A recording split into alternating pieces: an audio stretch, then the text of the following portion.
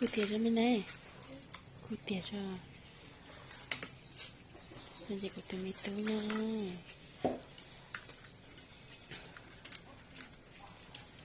Mình bao hơi lửa theo. Tôi xin gì mình hết gì. Mình chỉ tao rồi rong ấy rồi. Bây giờ là chỉ nên tôi sẽ là.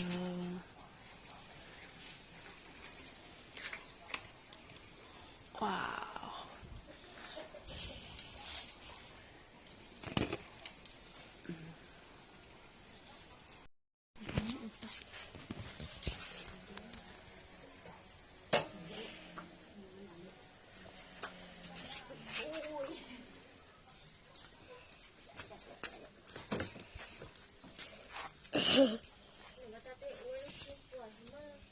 Dầm bãi dân.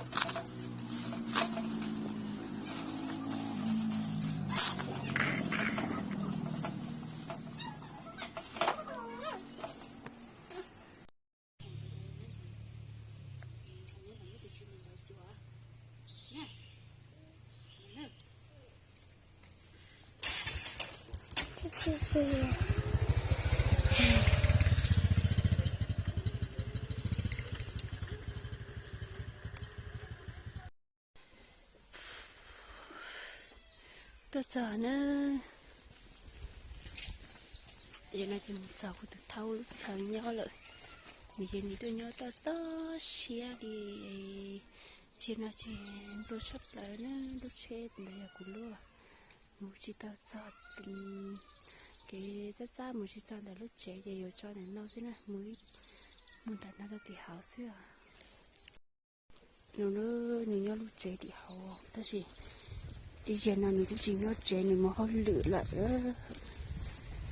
cái này nó khó lo xí tung cho xí cái giá sắp lại đi xí cụt đầu dài trong này nó một giờ chỉ lụ tả đi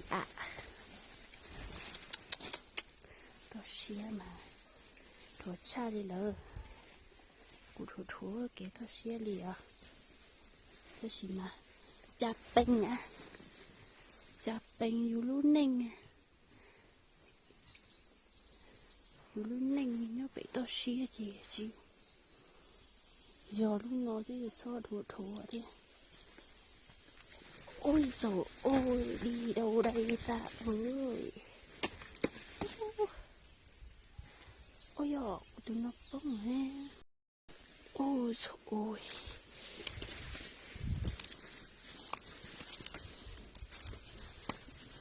say của một xe đầu của một xe của tụi thâu nè nho lịch trả nho nữa tại nó chỉ giống của người ta rau nhu rau mẹ rau tử hay là nè ô chả mua bị thuộc cái hả chị tuần trò để nho xí chị tao ấy ok đấy nữa chị tao mua chị sao ok đấy nữa chị đã nhìn nó xí